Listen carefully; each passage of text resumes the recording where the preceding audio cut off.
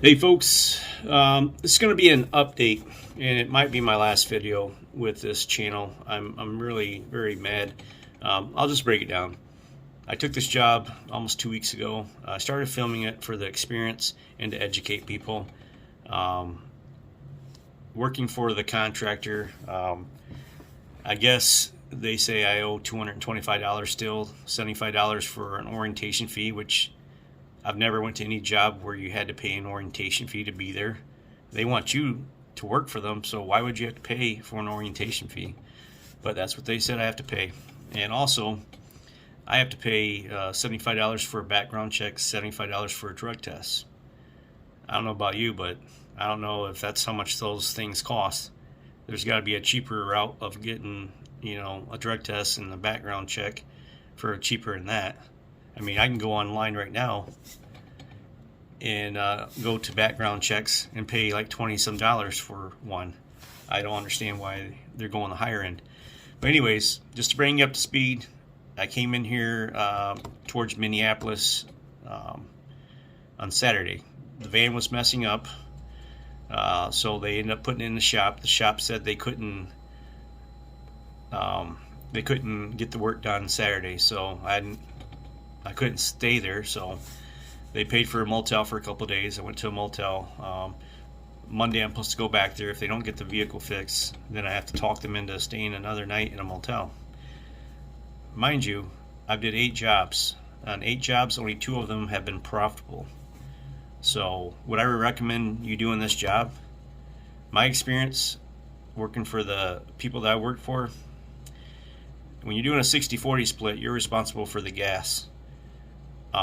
When it breaks down, I paid more in gas than I have made any money back. I'm lucky if I got 30% out of the loads. And it just, it's cool. I got away, I got to travel around and go to different places. I got to get the experience of this job, and that's what it was. It might be a failed situation, but it's an experience in life, and that's what it comes down to, folks. You can choose to do this type of job. You can choose to do any type of job. If it doesn't work out, don't beat yourself up. It's just part of life. You learned an experience. You got that under your belt now.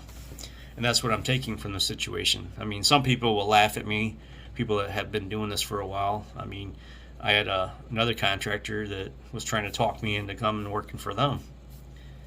And then when I was telling him what was going on, he basically said, I don't think you're ready for this job. This job is not the right job for you. And he might be right. He might be right. But I did this type of job a long time ago. But right now, I have my dad. He's 82 years old. We just lost my mom in November of Alzheimer's. My dad's in, I think, middle stages of Alzheimer's. He's still got a little ways to go. But he's by himself a lot during the day, and my girlfriend is there at night. She makes sure he's okay when I was gone. So bottom line is, it's not the right time for me to do this type of job. I need to get home and look after him and make sure he's good to go until God calls him home, and then maybe I can do this in the future. But right now it's just not the time. And that's what you got to decide when you decide to do this job. Is it the right time for you? Do you have $500 to $1,000 put back to cover you in case emergency happens or something comes up where you have to be able to cover food or anything else that might come up?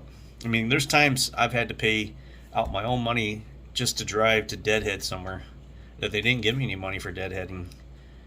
So you got to be prepared for that, and you also got to be prepared. They make it hard for you to get out because they here's these fees, you got to pay this and that, and and they're like anybody else. When they know you're quitting them or going home or whatever, them being nice to you ends. They're no longer being nice. You're inconveniencing them, and so they show their true colors.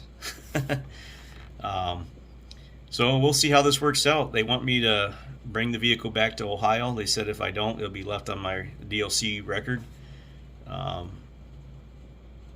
And I really don't want that, but they're saying that they're going to give me a bus ticket home. But coming through Michigan, I'll have to stop and get all my stuff out of the vehicle because I've pretty much got ready to live on the road. I got a lot of stuff in this vehicle, clothes and all kinds of stuff. I got some food in there.